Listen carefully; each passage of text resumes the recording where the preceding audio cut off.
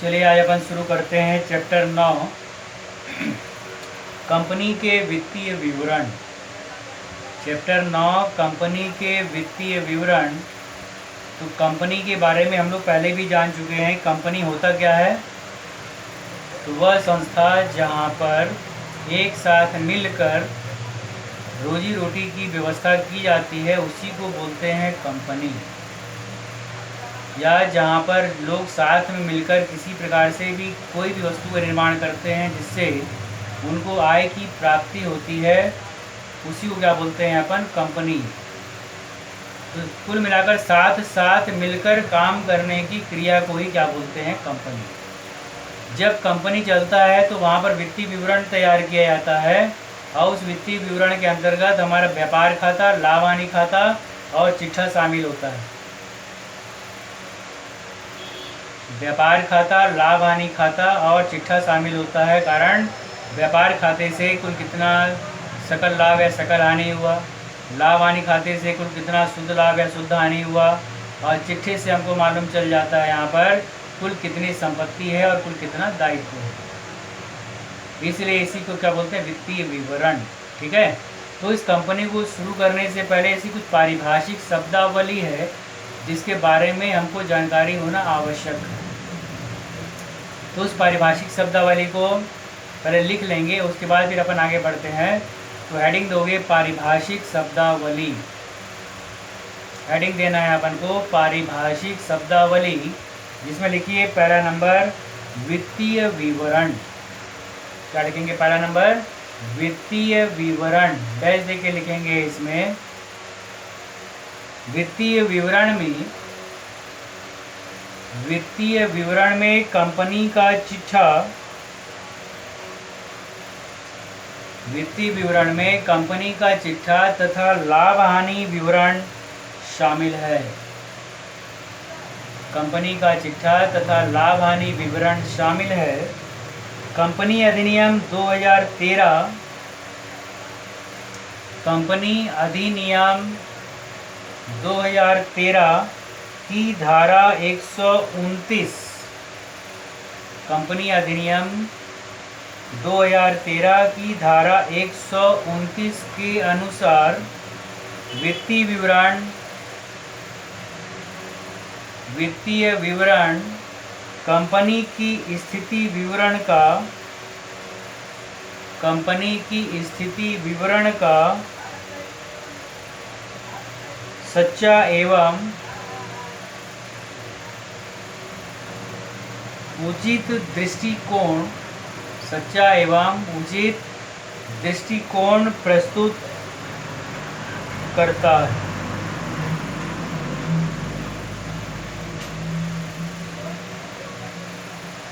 यानी उससे हमको जानकारी मिल जाता है कि जो भी परिणाम हो रहा है क्या है, शुद्ध है, लाभ है या शुद्ध हानि। ठीक। दूसरा लिखिए चिट्ठा।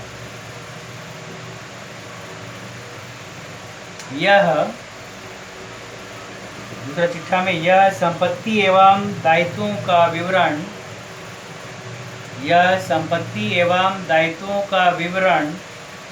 अर्थात संपत्ति एवं दायित्वों का विवरण अर्थात एक निश्चित तिथि को वित्तीय स्थिति का विवरण है। एक निश्चित तिथि को वित्तीय स्थिति का विवरण है। इसे स्थिति विवरण भी कहते हैं। तो चिट्ठा जिसमें संपत्ति एवं दायित्वों का लिखा गया जाता है और इसके माध्यम से हमको अपने व्यापार की स्थिति के बारे में जानकारी मिल जाती है कि कुल कितना संपत्ति है हमारे पास और कुल कितना दायित्व है। इसकी जानकारी मिलती है हमको किसके माध्यम से? चिट्ठे के माध्यम से। ठीक है। आगे देखिए अगला नंबर लाभ तथा हानि का विवरण। लाभ तथा हानि का विवरण लिखेंगे इसमें। यह लेखांकन अवधि में व्यवसाय संचालन के लेखांकन अवधि में व्यवसाय संचालन के परिणामों को दर्शाने वाला विवरण है। व्यवसाय संचालन के परिणामों को दर्शाने वाला विवरण है। इसे आय विवरण भी कहते हैं। इसे आय विवरण भी कहते हैं। क्यों? क्योंकि इससे हमको कुल कितना आय हुआ, कितना व्यय हुआ, इन सब बातों की जानकारी मिल जाती है। किससे? लाभ हानि विवरण से। ठीक, आगे लिखिए।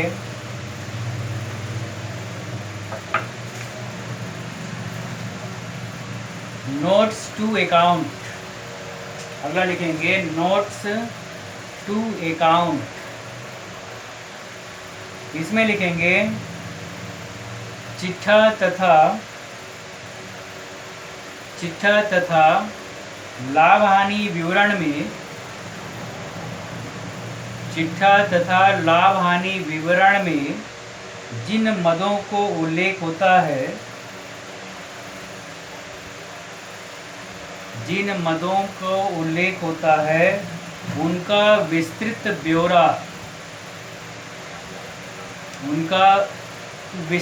ब्यौरा नोट्स टू अकाउंट में लिखा जाता है। एक प्रकार का रफ वर्किंग है। जैसे हमको संचय में से हानि घटाना है तो नोट्स टू अकाउंट में क्या करेंगे, संचय लिखकर उसमें से हानि माइनस कर देंगे। माइनस करने के बाद जो शेष राशि निकलेगी उसे चिट्ठे में दिखाएंगे। तो जो घटाने का, जोड़ने का काम किया जाता है उसको नोट्स टू अकाउंट में किया जाता है। एक प्रकार का रफ वर्किंग होता है ये, उसी के लिए इसे बनाया जाता है। और उसमें जोड़ने घटाने के बाद जो भी शुद्ध राशि आती है उसे चिट्ठे में दिखा दिया जाता है। इसीलिए इसका नाम पड़ गया नोट्स टू अकाउंट, कि किस प्रकार से वो अमाउंट कहाँ से आया, इसकी गणना की गई। कहाँ पर? नोट्स टू अकाउंट, जो करेंगे आगे अभी हम लोग। उसके बाद लंबवत, अगला नंबर, लंबवत फॉर्म में कंपनी का चिट्ठा।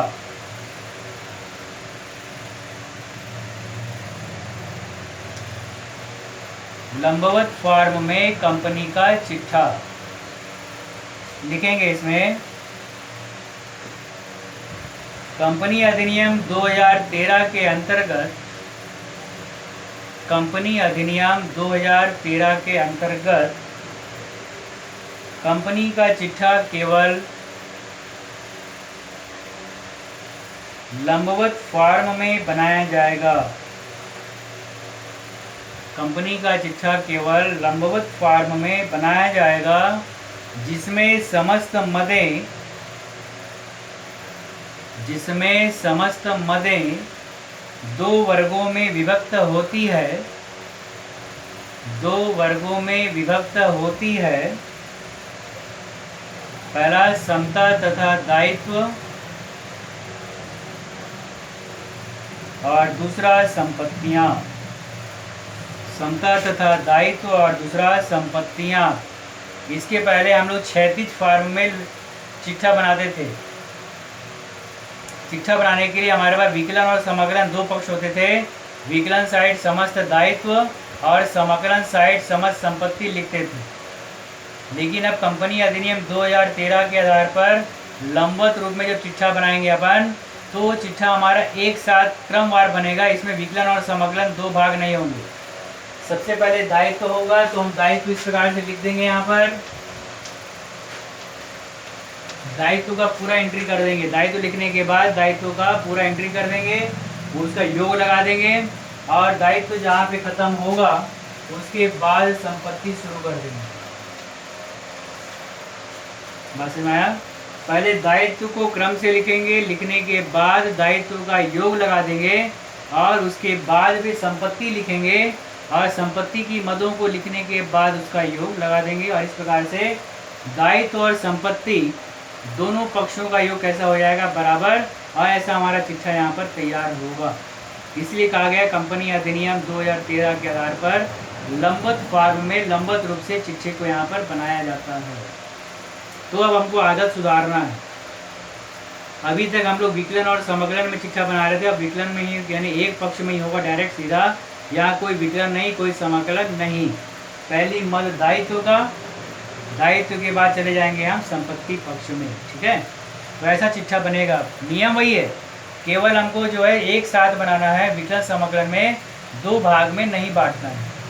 दायित्व का पहले पूरा एंट्री कर लेना है और दायित्व को एंट्री करने के बाद योग लगाने के बाद फिर उसके नीचे हम संपत्ति का शुरू करेंगे और योग वैसे ही होगा, दोनों तरफ का योग कैसा आएगा, बराबर। इस बात का हमको विशेष ध्यान यहाँ पर रखना है, ठीक है। चलिए देखते हैं आगे।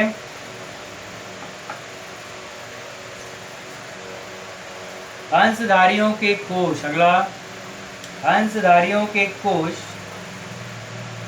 इसमें लिखेंगे ये वे कोश हैं जो अंशधारियों के होते हैं। ये वे कोश हैं जो अंशधारियों के होते हैं, जैसे अंश पूंजी, संचय एवं आधिक्य, अंश पूंजी, संचय एवं आधिक्य आदि।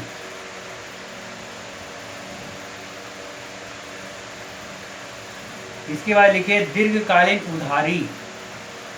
दीर्घकालीन उधारी या उसी को बोलते हैं दीर्घकालीन ऋण, ठीक है। लिखिए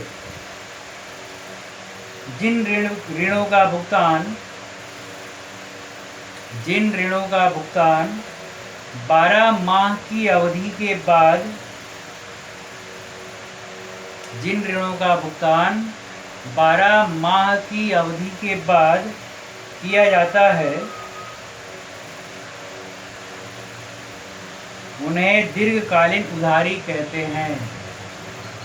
उन्हें दीर्घकालीन उधारी कहते हैं।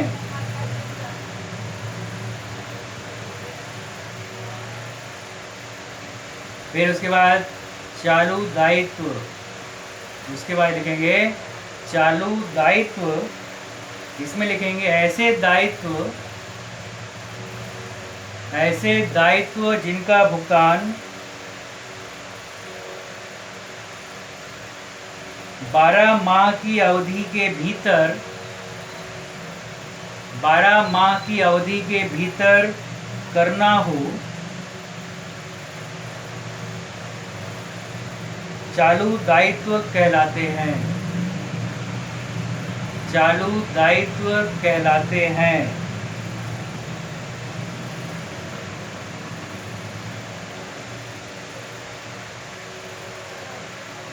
अगला गैर चालू संपत्तियां।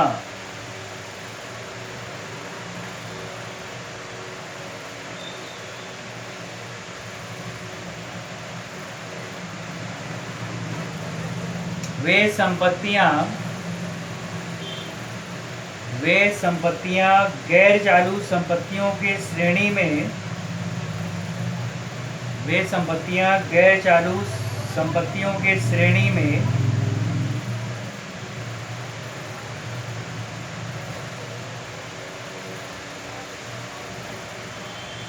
नहीं आती।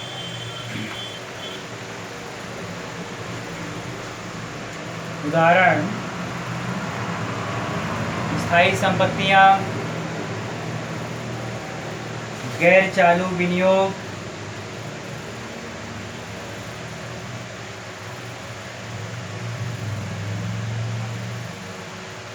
अस्थगित कर,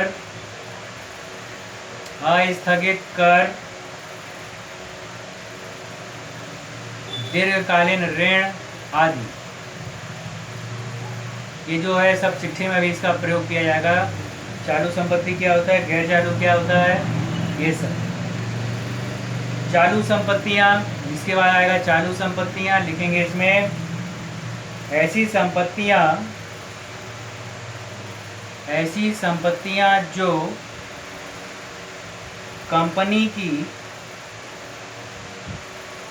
कंपनी की सामान्य क्रियाओं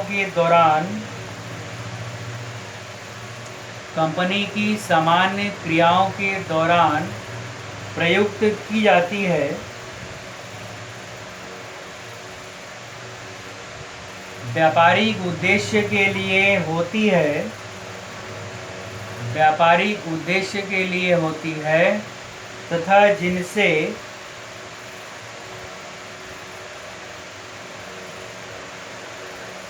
जिनसे होने वाली वसूली की अवधि 12 माह तक हो सकती है, जैसे स्टोर्स